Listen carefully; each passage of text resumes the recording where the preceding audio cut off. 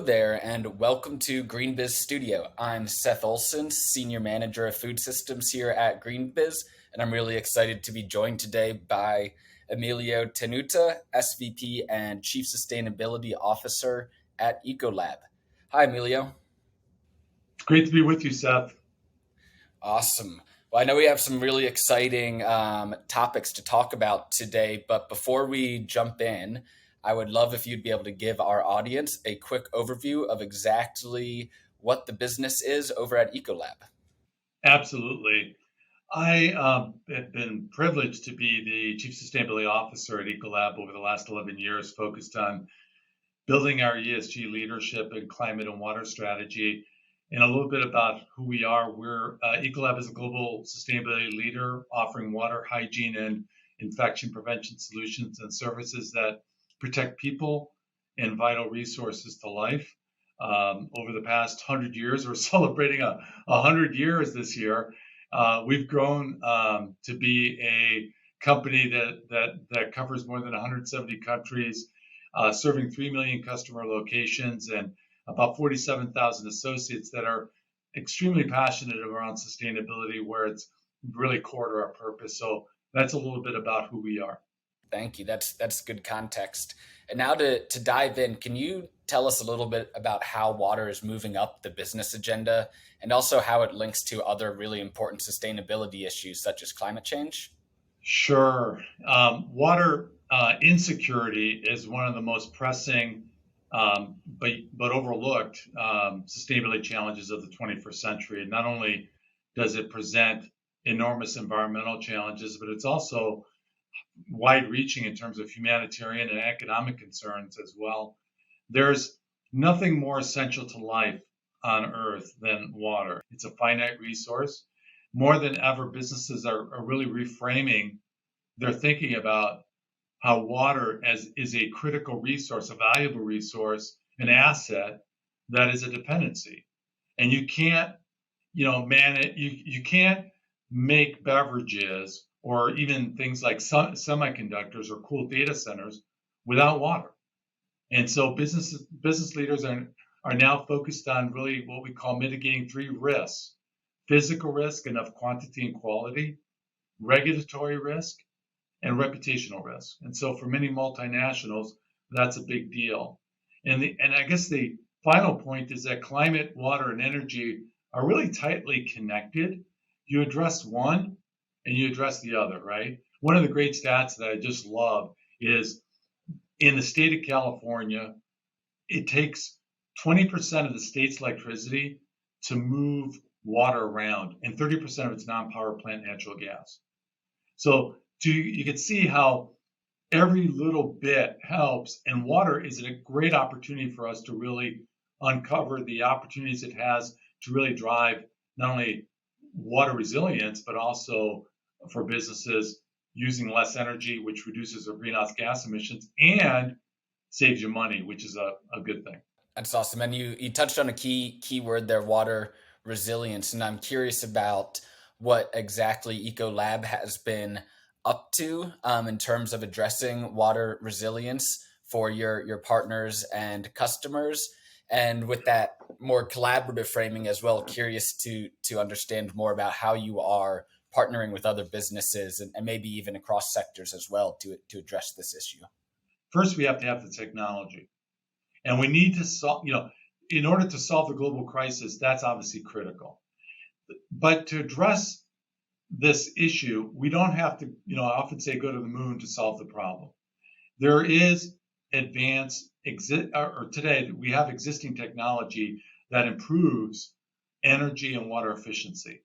Digital solutions are a key part of this, and we know that it continues to grow because we know that water is hyper localized, and we have to really understand the water quality and quantity challenges in that local water basin. And so digital will play a key role. To me, the second big area around resilience is that water and energy and climate are linked, like we said earlier.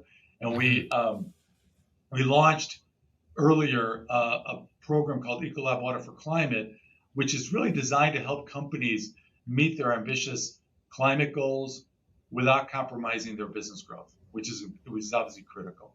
By managing water throughout their operations, businesses can reduce their energy use, as we talked about, and ultimately their greenhouse gas emission. And so for us, that's a really big win. And then the third is, and you mentioned this, is being able to work collectively. We can't do this alone.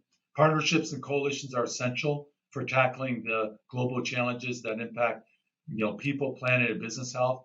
A case in point, the UN Global Compact Water Resilience Coalition, which is a coalition that we co-founded with 6 other companies, is now grown to be 37 companies in 3 years, by the way. And as a founding member, we're excited about this because it urges other industry leaders to join the coalition by signing a net positive water pledge that CEOs commit to, and that raises water up, the corporate agenda and making it a priority. As I listen to you there, one of the things that jumps to mind is that California statistic that you mentioned in terms of the amount of energy it takes to move water around. This is a local issue. And so I'd love to understand kind of a little bit more as to the importance of having localized water strategies. You also use the term watershed there, and maybe the best way to talk about this would be if you could share an example of a Yeah, local water strategy that you have been implementing, either within Ecolab or also in working with your partners. absolutely. So I'm in Naperville, Illinois today, which is a western suburb of Chicago. We have facilities all over the world. In fact, we have 2 manufacturing facilities in Southern California, just outside of the LA area. It's called the Santa Ana Water Basin.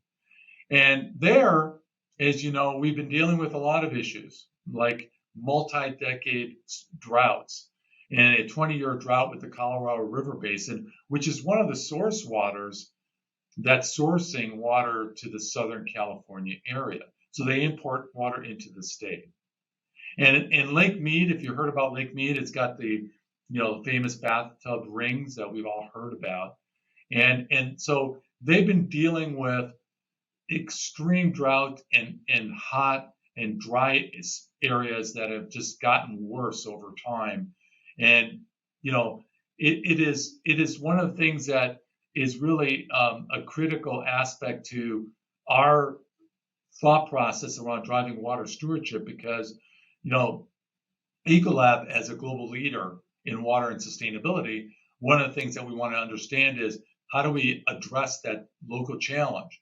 And so on the front line, we really focused on really understanding where that source water was coming from. And of course, the Colorado River Basin through Lake Mead was the focal point. And what we did is first we were driving the first step of net positive water impact, which is all around operational water, demand reduction. So, how do we implement some of the technologies I spoke of earlier, like, water flow intelligence, some of our smart solutions around water and energy savings, which led to a savings of about 4.3 million gallons by leveraging these technologies.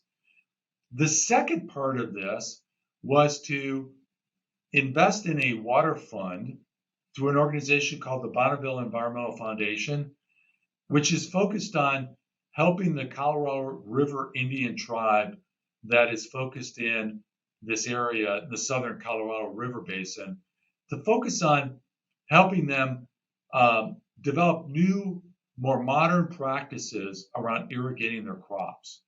And the reason that was a big deal is because, a lot of the water that is coming out of the basin is also helping these tribes really manage their economy, their livelihood, their communities. And so trying to modernize those practices will only help us conserve water for Lake Mead. And so it also enhances the awareness for the community, it enhances the economic livelihood of the community, and because we're trying to increase the productivity of the tribe and the agricultural needs that it has. So that has led to, from the work that we've done with other Water Resilience Coalition members that we talked about, in our case, it delivered about 19 million gallons of water replenishment benefit by implementing the technology and the modern agricultural practices, things like drip irrigation, things like soil moisture testing, and alike that can help the tribe really enable them to improve their productivity as well as the social benefits to the local area. Well, I could probably keep asking you questions all day, Emilio, but I think we have hit our time. So I just want to thank you for your time today. And as a reminder to our audience, we just heard from Emilio Tenuta, who is the SVP and Chief Sustainability Officer at Ecolab. And I think my closing thought is just to say, keep up the good work.